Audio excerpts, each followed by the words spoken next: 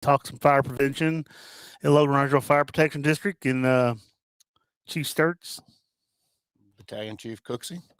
And we're going to just talk a little info. We've had a couple of big fatality fires, Tom, in the last 7 to 10 days in the big cities. And I think we've seen in the Bronx, over the weekend, 19 people killed. And some of that's leaving the door open. And I think even here in our community in a single family setting, there's a great advantage to shutting the door once you leave the structure. That is the case, but there's also trying to change that behavior in the beginning. Actually, the terms that USFA has been using has been close before you doze. So just getting in the behavior of actually closing the door ahead of time prior to a fire, and we're seeing significant differences in the temperature versus an open door and an open burning situation. The temperature could be anywhere from up to around 100 degrees with that closed door scenario, whereas we're seeing over 1,000 degrees with the open door and open burning scenario. So it's a dramatic difference. It also not only prevents the fire spread from outside of that room, but it continues to help conserve property as well as lives. And also, it still makes that room tenable. Us as if we're going in to search a building and that room is closed, there's still potential to have a victim alive and rescuable in there. So, a lot of times we see people evacuate the structure, and not only if you're in a room where the fire is to close it, but close the front door, close all the doors to present the camera just went into default mode. And I gotta love the camera. I don't know what we're gonna do about that, but I'll fix the camera while you talk here in a minute. Let's see if we can switch over here to this camera, and but close the door outside. Also will help us tremendously. Yes, well, closing that door actually helps contain the fire again to that room and prevent that fire spread, the smoke spread to other portions of the structure. If it's a multifamily structure, it helps prevent from actually spreading to other apartment building or other apartments within that structure. So, and it can also slow down that fire spread, which, as we know, as fire grows exponentially, and so as the quicker we can get there and the slower that fire is growing, the better off we are and the better chance we have for property conservation. Well, just a little other fire prevention. This is the time of year we see a lot of fires, and we've been pretty lucky. Other than what 1st of December, we were on a pretty big roll there. Maybe even November for about a week, we had several fires. I guess it was in November, but just take the extra time, extra precautions to make sure your smoke detectors are working and get ready to rumble. Yeah, and that's the main thing is maintenance of the items, making sure we've transitioned. Obviously, we've already had the first little cold snap of the year, so we've already been running the heaters. Just continuing to make sure that those smoke detectors are working. Any type of CO detectors, obviously, we recommend maintenance of those and making sure they're clean and that they're in place and usable. Again, just having those makes a big difference in the notification and getting people out and getting them safe, which is obviously what we're after. Well, switch gears just a little bit. We hired you back in July of last year to take over the fire prevention program and building inspections. And just a little information for our business owners who are out there.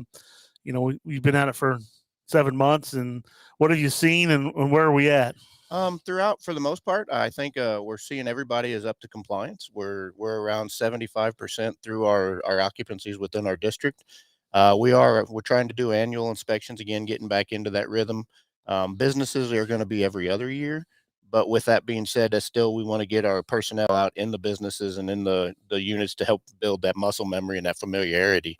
But we're looking for life safety issues such as exit signs, making sure extinguishers are in place, making sure exits are not blocked, making sure, again, just that life safety portion of it to help aid in if there was any occupants during a fire or any type of emergency, they have safe egress out of that building.